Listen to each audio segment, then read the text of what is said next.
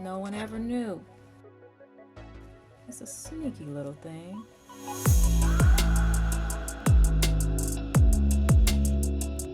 Hi everyone, I'm Angelina and this is Blueprint DIY, where we remake our clothes to be just as unique as us. I am coming to you guys with another one of our basic upcycling skills. And this one is, how do you finish your seams without a serger? I consider a serger a luxury. So if you're a beginner sewist, don't just run out, or don't necessarily. I can't tell you what to do whatever you like, but you don't necessarily need to start off with a serger. And I'm gonna tell you why. There are 5 different, actually there are more, but there are 5 basic methods that you can use to finish your seams and you won't have to have a serger. They work perfectly. I'm gonna give you the pros and cons of each one, so let's do it. All right, number 1, fray check. So the first method is going to be with fray check. And basically all this is a liquid that you put on the edge of your seams and it dries and it stops the fraying. Just like it says, stops fraying on fabric. So I really like this as a no-sew method. A fray check, and this is good for buttonholes and stuff like that. And so when you buy it, there is another brand. This is Dritz. I typically get Dritz. And when you buy it, it has a little nozzle. You cut the tip off, and I'm gonna show you how to apply it. So you definitely want to put something underneath. I got a gift. I'm gonna reuse the gift wrap. So you'll see some sparkles. And so once you have your seam, whatever your seam allowance is, you know, it doesn't matter. And then once you cut the tip off, you'll just want to apply this all along the edge lightly. Now, the pro of this, I actually cut off quite a bit of this tip, and so it's coming out a lot. So you can cut off just a tiny bit of the tip to get it to come out not so fast. So that is pretty easy to control. I'm just stop squeezing it so hard. So I'm actually not squeezing the bottle at all, and it's doing better. And you want to make sure that goes to both sides. So of course the first side, since I was doing a lot, it went through really easy. This side I was really light with it, because you only really need it right on the edge. Once it dries, it's gonna keep that edge from fraying. The pro to this is that it's no sew. You can pretty much do it on anything. Even after the garment is completely sewn, you can just go back and add this. So that's the pro to this. The con to this is that you do have to wait for this to dry. So if you don't want to wait for things to dry, then that may not be the thing to do. But like I said, you could wait till the garment is completely put together and then just like lay it out, open it up and apply this, and then you would be done with the garment. You would just have to wait for it to dry at the end. And this is what it looks like when it's dry. So you can tell that something has been done to it. It may lighten a little bit more, but you can see that something has been done to it. And the downside of this is that it is a little bit scratchy. So on your body, this may not be the best method because it gets hard. It's not hard to the point that it'll physically scratch you, but it might make it uncomfortable for you. Number 2, pinking shears.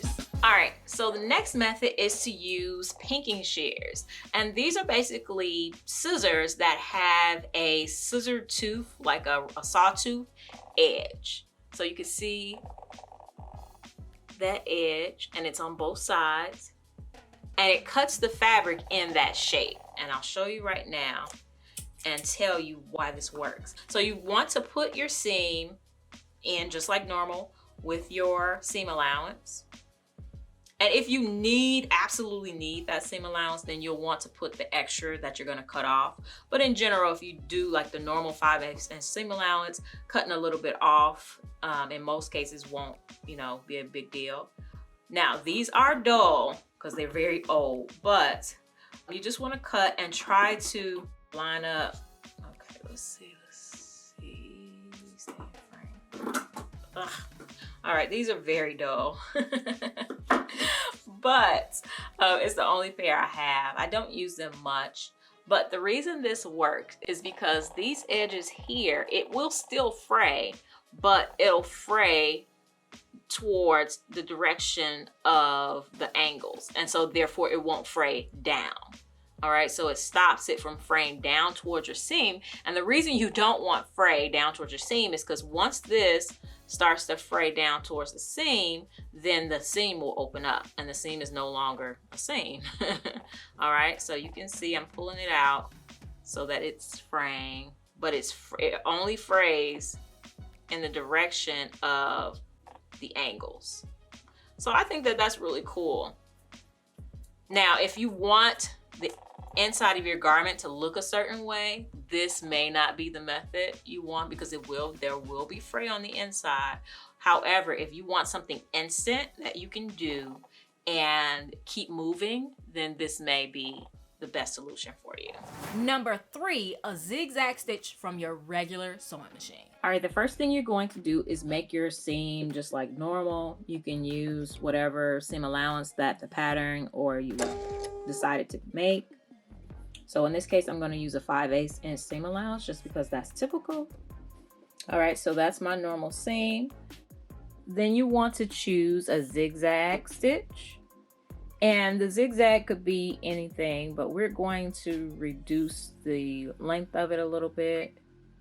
Take it down to 1 so that it's closer together here. And it could be any width you want, just as long as it's not too big to go within your seam allowance, and you're good. So let's start sewing. All right, so you want to place it where the zigzag stitch will be almost to the edge, not completely touching the edge, or you may have some issues with your needle, but very close. And then the edge will just have a zigzag stitch on it, and the zigzag serves as a way to keep this fray from bypassing and going towards your main stitch. That's all a serger does, is just keep the fray from going towards your main stitch so your stitch doesn't open up. And this does the same thing. Like I said before, with the pinking shears, you still will have a frayed edge on the side. But also, like I said, if you have a overlock stitch on your sewing machine, you can try to do that as well. And hey, if you haven't subscribed, definitely hit that subscribe button and turn on all notifications so you don't miss a thing. We have a ton of different types of upcycling and sewing tutorials here, thrift hauls, epic, just amazing things going on here. So definitely hit that subscribe button. All right, back to the video. Number 4, seam binding. All right, so next up, we are going to do bias tape. I love this method because, for one thing, you can get bias tape in so many different colors and styles, patterns, and I love it because it finishes the inside of the garment to be just as pretty as the outside of the garment. So you can get bias tape. This is a double fold bias tape. These are both double fold bias tape, but you could also get single fold bias tape, and you can make your own bias tape. This bias tape was made by one of my followers. She's in my class and a good friend now, and I love it because, like, can you imagine that on the inside of your garment? And a lot of people they do it just for them, so that they know, like, they have the satisfaction of the inside of their garment being just as amazing as the outside. I think I'm gonna do pink on this green, give a little watermelon effect. We're gonna go make our regular 5/8 inch seam allowance seam, and then we're gonna add some bias tape to the end. And I'll show you like 2 different methods of doing it. I'm gonna do one side green and one side pink. All right, so once you have your seam on, this is the easier of the 2 solutions, but not always feasible, I guess, in some ways. But all you do is slip the seam binding on. And this is specifically if you have bought the seam binding is already ironed and it's, you know, like crisp like this. Then you can go ahead and slip that seam binding on the edge of that seam. Of course, make sure your seam is cut, like has a fresh cut on the end. It's not jagged or anything. And you can also add clips to keep your seam binding in place while you sew. Okay, so we're gonna take this to the sewing machine and we're just gonna sew right along the edge of the seam binding. And typically, one edge of the seam binding is, on the store-bought seam binding, is always a little bit further out than the other side. So you want to sew on the shorter side, not on the longer side, because you want to make sure you get both sides in together. So you want to sew on the face of this side, not on this side, because if you sew on the edge of this side, you may not catch both sides. So you want to sew on the shorter side. All right, so in this case, the shorter side is this side. So we're going to take this to the sewing machine and make sure we sew on this side, from this side down. What I like to do is set the edge of my foot on the edge of the seam binding and then just move my needle. So in this case, I would move my needle over 4 places.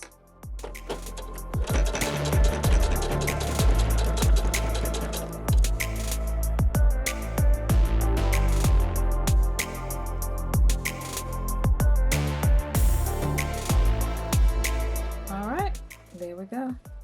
And of course you can, I'm using contrasting thread so you can see the thread, but you can use matching thread, of course. So pretty. Okay, now let's do the other side.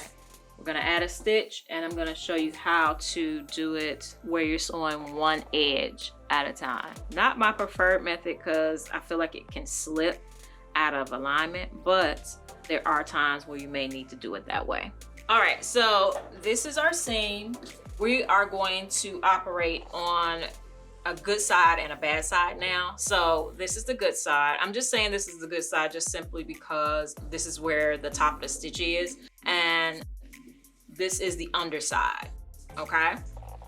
So we're going to go ahead and put our seam binding on just like we did before, making sure that the short side or the shallow side is on the top side of your seam, or the good side. Well, they're both good sides, but the top side of your seam.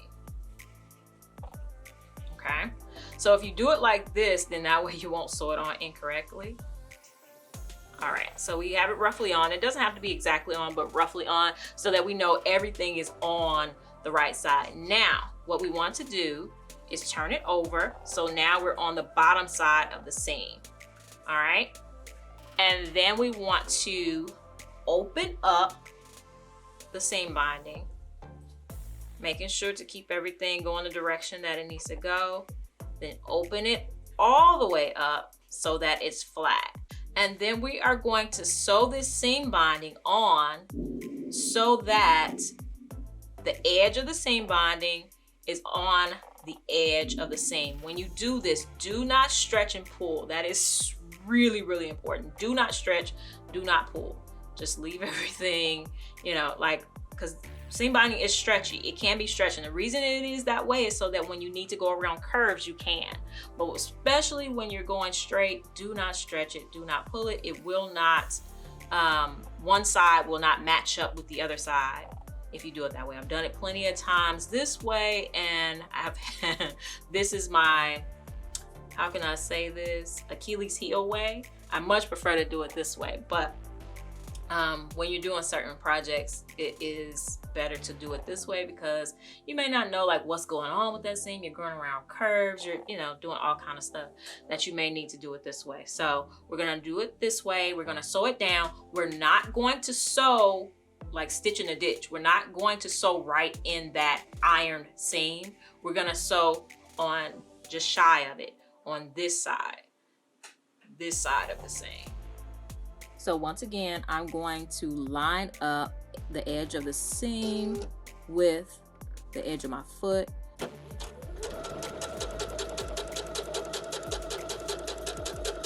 So now instead of having to watch the seam, I can just watch the edge. All I have to do is make sure that this stays in line with this. I find that much easier than watching the seam.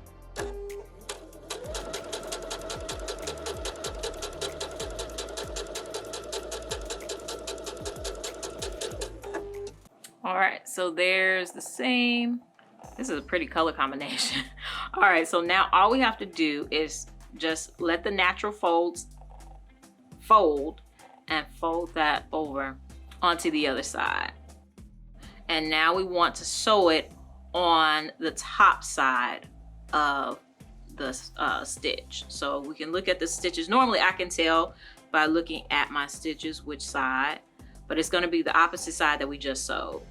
And we're gonna sew it right along the edge, just like we did this one on the top side. All right, once again, I'm gonna line up the side, line up the foot, and move the needle.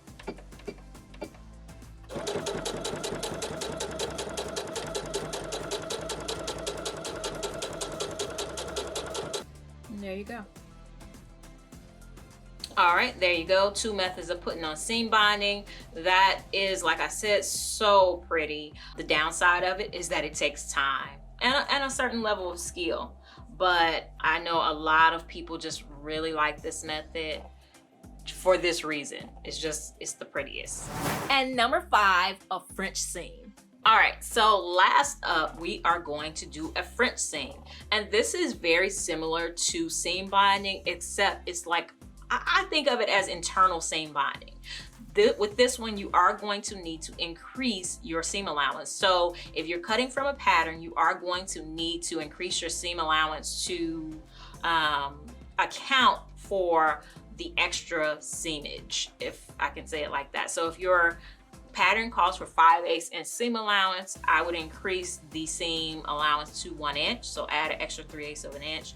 And that's what we're going to do. I'm going to assume that I have added an extra 3/8 of an inch, and we're going to go make a seam that is 3/8 of an inch from the edge. However, it's very important for this that we have our fabric just like it is, where the good sides are on the outside. All right, if you can see there, right there, that is my 3/8 of an inch line. It is right outside of my foot line. So basically lining my seam up with the foot is very, very close to 3/8 of an inch seam allowance.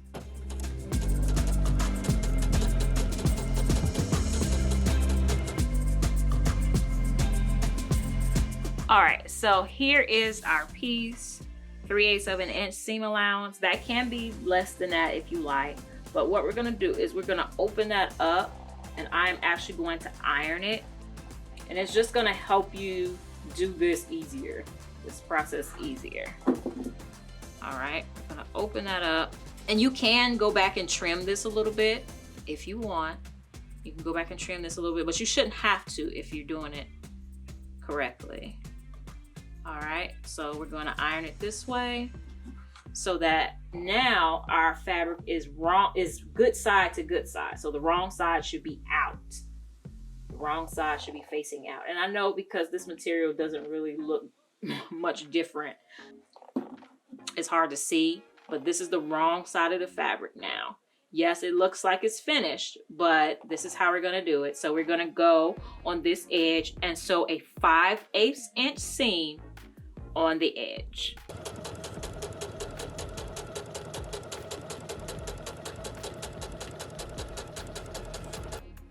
So now this is the inside of my garment. Like, that's why I said it's like self seam binding. This is now the inside of my garment, and that's the outside. No one ever knew. It's a sneaky little thing. So as you can see, there are plenty of methods that you can use to finish your seams, actually make your seams look even better than the serger would on the inside without a serger, just with your normal sewing machine and some really basic skills. So I hope you guys enjoyed this. Definitely hit that subscribe button and turn on all notifications so you don't miss a thing. I have other basic upcycling and sewing tutorials right here for you, as well as a ton of other upcycling tutorials, from no sew all the way up to just the most epic, amazing thing. So no matter what your level of experience, there's something for you. So definitely check that out. And I will see you guys in the next one. All right, bye.